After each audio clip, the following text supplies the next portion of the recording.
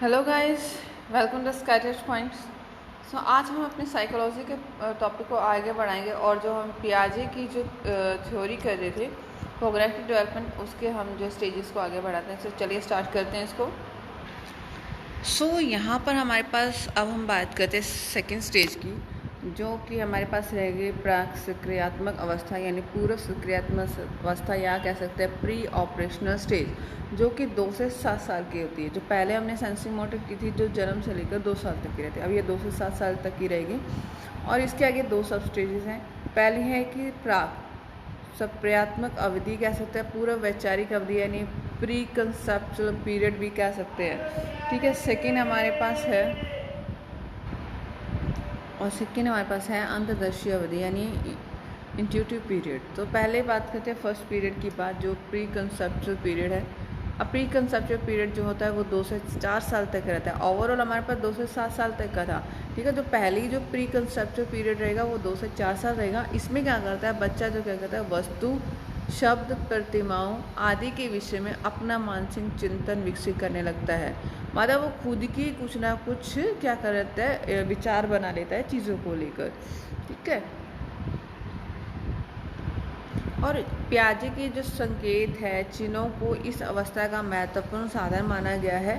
ठीक है, जो भी उन्होंने अपने खोज की, उनके चिन्ह थे, तो इस अवस्था के लिए बहुत महत्वपूर्ण था। और ये खोज की प्रवृत्ति होती है, इसमें क्यूरियोसिटी होती है इस टाइम पीरियड में, जो 2 से 4 साल तक होता है। इसमें एनिमेशन यानी जीवत, नॉन लिविंग थिंग्स में जान होती है। मतलब कोई चीज़ होती है, जैसे मान लो आप कोई खिलौना नहीं लो, ठीक है, आप खिलौनों को मारो तो बच्चे कहेगा कि इसको मत मारो, इसको दर्द होगा। या कोई चीज़ होगी, वो कहता है कि खिलौना लेता है, इसको बुखार हो गया, देखो इसको रो रहा है। इस तरह से वो क्या होता है, नॉन लिविंग थिंग्स में भी क्या होता है, जान ढूंढते हैं। इलॉजिकल क्वेश्चनिंग होती है। इस एज के जो 2 से 4 साल के बच्चे होते हैं, बहुत ही इलॉजिकल क्वेश्चंस पूछते रहते हैं और उनका कोई तुक भी नहीं बनता। कई बार ऐसे क्वेश्चन पूछते रहते हैं, तो उनमें क्यूरियोसिटी रहती है, उसके थ्रू ये पूछते रहते हैं। ठीक है, नेक्स्ट हमारे पास है अहम केंद्रीय यानी ईगोसेंट्रिक होती है। अब ईगोसेंट्रिक है वो प्री कंसेप्चुअल पीरियड है, जो हमारे प्री ऑपरेशनल स्टेज में रहता है। ये क्वेश्चन काफ़ी बार आ जाता है कि जो ईगोसेंट्रिक स्टेज है वो पियाजे की कौन सी स्टेज के अंदर आती है, तो इसको आपने ध्यान रखना है। ठीक है, जब बच्चा यह मानना शुरू कर देता है कि जो मैं सोच रहा हूँ या कर रहा हूँ सब ठीक है, तो वो अहम केंद्र की अवस्था में होता है। इसमें बच्चा अपने ही विचार को सही मानता है। जो छोटे बच्चे होते हैं कि नहीं ये तो सही है, वो जिद करने लेते हैं कि मैंने जो कहा है वो बिल्कुल सही कहा गया है, इसके अलावा कुछ हो ही नहीं सकता। इस अवस्था में क्या होता है कि बच्चा अपने कंसेप्ट की तुलना नहीं कर, वो कंपैरिजन नहीं कर पाता है कि हाँ मैं कंपैरिजन करूँ कि वो ज़्यादा बेटर है या ये ज़्यादा बेटर है, और इसमें मैं मेरी की भावना ज़्यादा होती है। तो यही अहम केंद्रित होता है, ईगोसेंट्रिक होता है।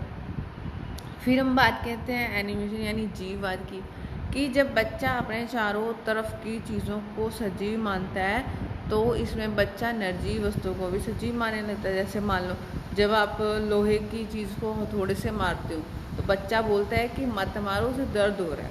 ठीक है, या जब आप गाड़ी ख़राब होता है, बच्चा बोलता है कि गाड़ी बीमार हो गया। तो ऐसी चीज़ों को यूज़ करता है। ठीक है, इसको हम पीरियड ऑफ इमेजिनेशन भी कहते हैं। इमेजिनेशन बच्चे बहुत करते हैं इस पीरियड में आके। ठीक है, नेक्स्ट हमारे पास है इंट्यूटिव पीरियड, जो कि हमारा 4 से 7 साल तक का रहेगा। और इस अवधि में बच्चा जोड़, घटा, गुना, भाग ये सारी क्रियाएं करना सीख लेता है। अंतर्दर्शी चिंतन में क्या होता है कि इस प्रकार का एक ऐसा चिंतन है जिसमें कोई क्रमबद्ध तर्क नहीं होता, वो कोई लॉजिक नहीं दे पाता, कोई उनका तर्क नहीं दे पाता। और यह सेंट्रेटेड यानी केंद्रीकरण है, और एक ही पॉइंट के ऊपर सोचता है। ये नहीं कि वो बहुत सारे पॉइंट्स के ऊपर सोचेगा, वो एक ही कंसंट्रेशन उसका एक ही पॉइंट पर रहेगा। ठीक है, कंसंट्रेशन या क्या दो केंद्रीकरण है, वो एक ही पॉइंट के ऊपर रहेगा।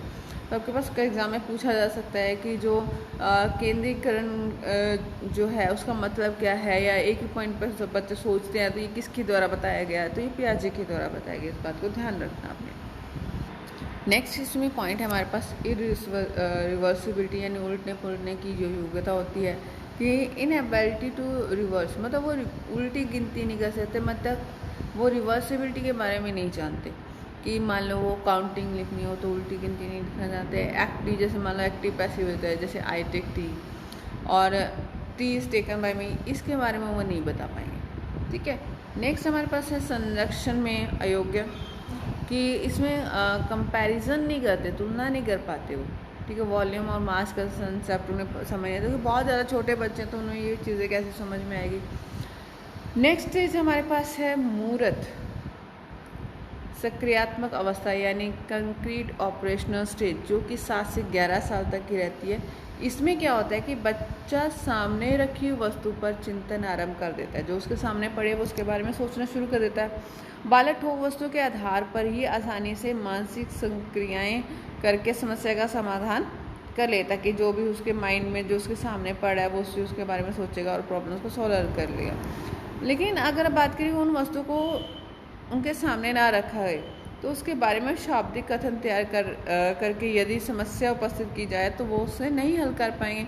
मतलब अगर कोई चीज़ उनके सामने है तो वो उसको सॉर्ट आउट कर पाएंगे, अगर नहीं है तो उसके बारे में नहीं बता पाएंगे। नेक्स्ट हमारे पास है यहाँ पर, अगर रिवर्सिबिलिटी की बात करें तो इनमें पास रिवर्सिबिलिटी की एबिलिटी होती है, वो रिवर्स करना यहाँ पर जान लेते हैं। अगर विशेषताएं करेंगे तो वस्तु के ऊपर तार्किक रूप से सोचते हैं, मतलब लॉजिकली वो सोचते हैं कि केवल वस्तु सामने होने पर ही बच्चा तार्किक कर सकता है। लॉजिकल जो स्टेज है तभी करेगा अगर वस्तु सामने होगी, ठीक है। इस अवस्था में बालक तरल, लंबाई, भार, संख्या, इन सब के बारे में चिंतन करता है, यानी इस स्टेज में क्या कह सकते हैं कि चिंतन का आरंभ हो जाता है।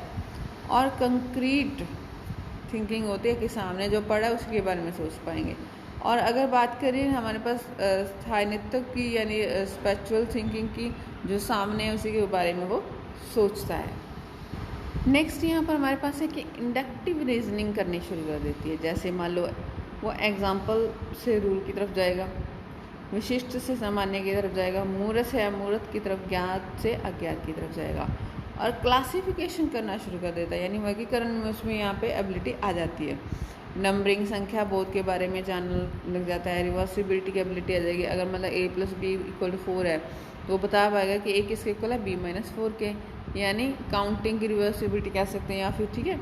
उसके बाद यहाँ पर है संरक्षण, कंजर्वेशन की बात करें तो किसी वस्तु के रंग रूप में परिवर्तन को उस वस्तु के तत्व में परिवर्तन से अलग करने की क्षमता को संरक्षण कहते हैं। अब संरक्षण होता क्या है, मान लो उसका जो रंग रूप है उसमें कुछ चेंजेस आ रहे हैं, उस वस्तु के तत्व में कुछ चेंजेस आ रहे हैं, तो उसकी इतनी क्षमता होती है कि वो क्या होती है, इसमें उन चीज़ों को डिफरेंस कर पाए। इसमें बच्चा वस्तु के भौतिक आकार, उसकी क्षमता, ऊंचाई आदि के बारे में जान लेता है। ये होता है संरक्षण। नेक्स्ट है हमारे पास विकेंद्रण यानी डिसेंट्रेशन की बात करें कि जब बहुत सारे तथ्यों में से किसी एक को प्रयोग करता है तो वह इसे कहता है डिसेंटरिंग होती है। यानी अगर बात करें मल्टीपल चॉइस क्वेश्चन है तो बच्चों को एक ही ऑप्शन चुनना होता है, सभी ऑप्शन वह सभी को अच्छे से समझ कर ही सही पटिका। वैसे कि जब हमारे पास ऑब्जेक्टिव टाइप क्वेश्चन होते हैं, 4 ऑप्शन दे रखे होते हैं, तो उसमें से हमने कोई एक ऑप्शन चूज़ करना होता है, तो हम सभी के बारे में अच्छे से जानते समझते फिर एक ऑप्शन के ऊपर टिक करते हैं। एबिलिटी टू क्लासिफिकेशन कर पाएगा, क्रमबद्धता आ जाएगी, संख्या बहुत हो जाएगा। तो इस तरह से आज हमने किए उसकी 2 स्टेजेस, कल हम उसकी 4th स्टेज करेंगे। तो होप्स गाइस आपको ये वीडियो अच्छी लगी है तो इसको लाइक, शेयर एंड सब्सक्राइब जरूर कीजिए। Thank you so much.